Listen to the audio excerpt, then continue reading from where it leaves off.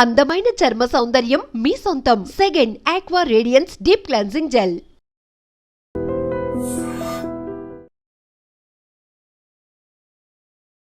నమస్కారం, welcome to I dream. నేను మీ రమ. ప్రస్తుతం మనతో పాటు ఉన్నారు ప్రముఖ ఆధ్యాత్మికవేత్త సుభాష్ శర్మ గారు. గురువుగారితో మాట్లాడి మన సందేహాలు నివృత్తి చేసుకుందాం. నమస్కారం గురువుగారు. శ్రీమాత్రే నమమ్మ. గురువుగారు, ప్రతి మాసంలోనూ మనకు ఏకాదశి వస్తూ ఉంటుంది. ప్రత్యేకంగా ఈ ఆషాఢ మాసంలో వచ్చే ఏకాదశికి ఎందుకంత విశిష్టం?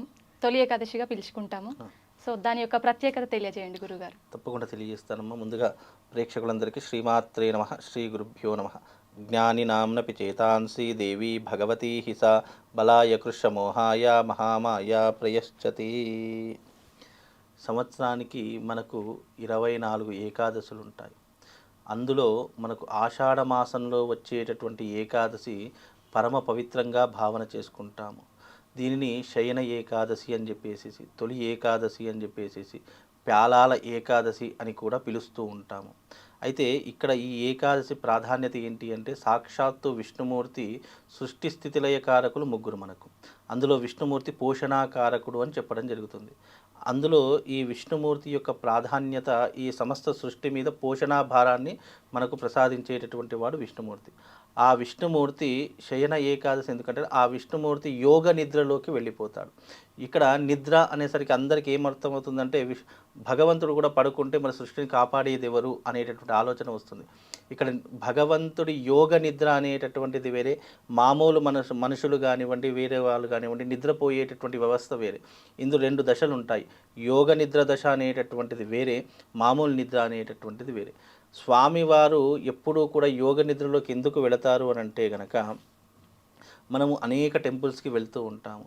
అనేక దేవాలయాలకు వెళ్ళేటప్పుడు మనము ఎన్నో రకాలైనటువంటి కోరికలు కోరుకుంటాము, ఎన్నో రకాలైనటువంటి మొక్కులు మొక్కుంటాము, భగవంతుణ్ణి అర్చిస్తుంటాము, పూజిస్తూ ఉంటాము. మనలో ఉన్నటువంటి నెగిటివ్ని ఏదైనా స్వీకరిస్తుంది అని అంటే కనుక ఒక పాజిటివ్ ఎనర్జీ స్వీకరిస్తుంది. ఆ పాజిటివ్ ఎనర్జీ ఎక్కడ ఉంటుంది అంటే దేవాలయంలో ఉంటుంది. అందుకే మనము ఏదైనా దేవాలయానికి వెళ్ళేటప్పుడు మన మనసు ప్రశాంతంగా ఉంటుంది. ఏవి పడితే అవి ఆలోచనలు చేయడానికి కూడా భయపడుతూ ఉంటాము. బికాజ్ ఎందుకు అంటే ఇది ఒక పాజిటివ్ ఎనర్జీకి సంబంధించిన కేంద్రం. ఆ భగవంతుడి దగ్గర మనం మొక్కుకున్నటువంటి కోరికలు ఏవైతే ఉన్నాయో, మనము పూజ చేసేటటువంటి మంత్రాలు ఏవైతే ఉన్నాయో, భగవంతుని యొక్క శక్తిని కూడా క్షీణింపజేస్తుంది. ఎప్పుడూ కూడా భగవంతుడు శక్తివంతుడు అని చెప్పేసి మనం విశ్వసిస్తాం. భగవంతుడికి కూడా శక్తి కావాలి. ఆ శక్తి ఎలా వస్తుంది అని అంటే కనుక, శివస్య హృదయం విష్ణు విష్ణుశ్చ హృదయం శివం అని చెప్పేసి ఒక శ్లోకం చెప్తూ ఉంటాము. అంటే ఆ విష్ణుమూర్తి ఎప్పుడూ కూడా యోగ నిద్రలోకి 4 నెలల పాటు వెళతాడు. అంటే ఇప్పుడు ఈ ఆషాఢ శుద్ధ ఏకాదశి నుండి కార్తీక శుద్ధ ఏకాదశి వరకు యోగ నిద్రలో ఉండి భగవంతుడు కూడా శక్తిని పుంజుకునేటటువంటి సమయము. ఆ శక్తిని పుంజుకునేటటువంటి సమయంలో, శక్తిని ఏకీకృతం చేసే సమయంలో ఆ భగవంతుడు విష్ణుమూర్తి యోగ నిద్రలోకి జారుకునేటటువంటి సమయాన్ని శయన ఏకాదశి అంటారు. మళ్ళీ కార్తీక శుద్ధ ఏకాదశి రోజు మళ్ళీ మేలుకొంటాడు అని చెప్పేసి మనకు శాస్త్రం అనేటువంటి తెలియజేసింది. ఈ ఏకాదశి తర్వాతనే మనకు అనేక పండుగలు ప్రారంభమవుతాయి. పండుగలు, వ్రతాలు, పెళ్ళిళ్ళు, ముహూర్తములు ఇవన్నీ కూడా దీని తర్వాత మొదలయ్యేటటువంటి రోజులు. అంటే శుభాన్ని మనకెప్పుడూ కూడా ఉత్తరాయణము కంటే దక్షిణాయన పుణ్యకాలంలోనే ఎక్కువ ముహూర్తాలు ఉన్నటువంటి రోజులుగా మన దక్షిణాయన పుణ్యకాలాన్ని పిలుచుకుంటాము. అందుకే ఈ దక్షిణాయన పుణ్యకాలం అనేటటువంటిది పండుగలకు, వ్రతాలకు, నోములకు శుభాన్ని ఇచ్చేటటువంటిదిగా మనం భావన చేసుకుంటాము. అలాగే ఈ యొక్క ఏకాదశి పూర్తిగా విష్ణుమూర్తికి అంకితం చేయబడినటువంటి రోజు. ఆ రోజు నుండి చాతుర్మాస దీక్షలు అనేటటువంటివి ఆరంభాన్ని చేసుకుంటారు. ఎలాగైతే మనం అయ్యప్ప దీక్షలు తీసుకుంటామో, ఎలాగైతే మనం అమ్మవారి మాలను వేసుకుంటామో, అలాగే 4 నెలల పాటుగా చాతుర్మాస దీక్షలు అనేటటువంటి ఆరంభమవుతాయి. అయితే ఈ చాతుర్మాస దీక్షలలో కూడా ఎన్నో రకాలైనటువంటి నియమాలు ఉంటాయి, ఎన్నో రకాలైనటువంటి పద్ధతులు ఉంటూ ఉంటాయి. ఇక్కడ విష్ణుమూర్తి యొక్క అవతారం ఎంత గొప్పది అని అంటే గనక, ఈ యొక్క తొలి ఏకాదశి రోజు నుండే సమస్తమైనటువంటి శుభముహూర్తాలు ఎలాగైతే మొదలవుతాయో, సమస్త శుభాలనిచ్చేటటువంటి విష్ణుమూర్తి కూడా ఆ చాతుర్మాస దీక్షలో ఎవరైతే ప్రారంభం చేసుకుంటారో, ఎవరైతే స్వామివారి యొక్క దీక్ష తీసుకుంటారో వాళ్ళకు ఇప్పుడే కాదు ఎప్పటికీ కూడా ఆ స్వామివారి రక్షగా ఉండి నిరంతరము వాళ్ళని రక్షిస్తాడని చెప్పేసి నమ్మకంతో, విశ్వాసంతో ఈ దీక్ష అనేటటువంటిది తీసుకుంటారు. అలాగే ఏకాదశి వచ్చింది అంటే చాలామంది తెలిసినటువంటి విషయమే. ఉపవాస దీక్ష అనేటటువంటిది ఎక్కువగా ఆచరణ చేస్తూ ఉంటారు. ఇక్కడ ఉపవాస దీక్ష అంటే అర్థం ఏంటి అంటే గనక ఏకభుక్త భోజనం. అంటే ఏకభుక్త భోజనం అంటే ఒకే పూట అన్నం తినడము. మిగతా సమయాలలో పాలు పళ్ళు అలాంటివి తీసుకునేటటువంటి పద్ధతులని ఏకాదశి అని అంటూ ఉంటాము. అంటే ఒకే పూట భోజనం చేసేటటువంటి దాన్ని. అలాగే చాలామంది వితండవాదం ఏం చేస్తారంటే, గురువుగారు ఏకాదశి రోజు అన్నం తింటే ఏమవుతుంది, నేను ఇన్ని రోజుల నుంచి అన్నం తిన్నాను కదా, మరి నాకు ఏమీ కాలేదు కదా అని చెప్పేసి వితండవాదం చేస్తున్నారు. అంటే శాస్త్రము తెలిసినటువంటి వ్యక్తులకు చెప్తే అది అర్థమవుతుంది. అయితే దీనికి కూడా పురాణంలో ఒక కథ కూడా ఉన్నది. అది ఏంటి అంటే, బ్రహ్మదేవుడి యొక్క వీపు భాగం నుండి 2 చెమట చుక్కలు నేల మీదకి పడి అవి వరి మొక్కలుగా మొలిసాయి. వరి మొక్కలుగా మొలిసేసరికి అక్కడ ఏం జరిగిందంటే, ఆ 2 రాక్షసులు ఇద్దరును కూడా అంటే రాక్షసులుగా అవతరించారు. ఆ ఇద్దరు రాక్షసులు ఏం చేశారంటే, బ్రహ్మదేవుడి దగ్గరికి వెళ్ళి, బ్రహ్మదేవ, మేమైతే నీ వెనక వీపు భాగం నుండి చెమట చుక్కలుగా నేల మీదకి పడి రాక్షసులుగా అవతరించాము, కాబట్టి మాకు నివాసం ఉండడానికి ఏదైనా ప్రదేశం చూయించండి అని చెప్పేసి బ్రహ్మదేవుడిని వరం కోరుకుంటారు.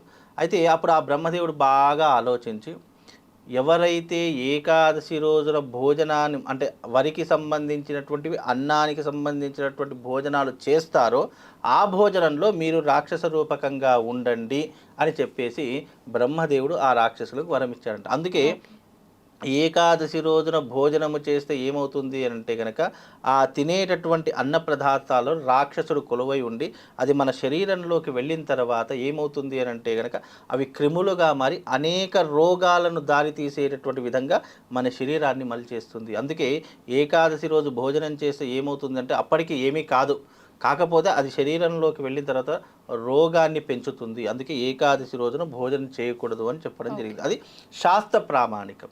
కాబట్టి ఈ ఏకాదశి అనేటటువంటిది పరమ పవిత్రంగా విష్ణుమూర్తికి అంకితం చేశాం. ఆ రోజున విష్ణుమూర్తికి పేరు మీదుగా ఉపవాస దీక్షను వహించుకొని ఆ రోజున స్వామివారి తులసి దళాలతో అర్చన చేయాలి. ఏకాదశి వచ్చింది అంటే అందరికీ ఒక మంచి విషయం చెప్తాను. ఈ ఏకాదశి ఎంత పవిత్రమైంది అని అంటే గనక, విష్ణుమూర్తిని ఆరాధన చేయడానికి, లక్ష్మీదేవి మన ఇంట్లో కొలువై ఉండడానికి ఇది ఒక అద్భుతమైనటువంటి రోజుగా చెప్పుకోవచ్చు. ఎవరికైతే జీవితంలో అనేక రకములైనటువంటి ఆర్థిక ఇబ్బందులు ఉన్నాయో, ఎవరికైతే జీవితంలో అనేకమైన రోగ సమస్యలు ఉన్నాయో, శత్రు భయాలు ఉన్నాయో, వాళ్ళందరూ కూడా ఈ తొలి ఏకాదశి రోజున ఒక నియమం పట్టుకోండి. ఎప్పటి వరకు? ఈ యొక్క ఆషాఢ శుద్ధ ఏకాదశి నుంచి కార్తీక శుద్ధ ఏకాదశి వరకు 4 నెలల పాటుగా నేను వాళ్ళకు ఒక మంత్రం చెప్తాను. ఆ మంత్రాన్ని గనక వాళ్ళు 4 నెలల పాటుగా చేస్తే గనక, ఆ తర్వాత వాళ్ళ జీవితంలో రుణ సమస్యలు కానీ అప్పుల సమస్యలు కానీ తీరిపోయి వాళ్ళు జీవితాంతము అష్టైశ్వర్యాలతో తులతూగుతారట.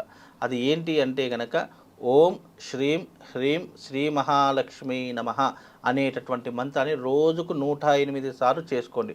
ఓం శ్రీం హ్రీం మహాలక్ష్మీ నమః అనేటటువంటి మంత్రాన్ని ఉచ్చారణ చేసుకుంటే గనక ఆ లక్ష్మీదేవి వాళ్ళ ఇంట్లో తిష్ట వేసి కూర్చుంటుంది.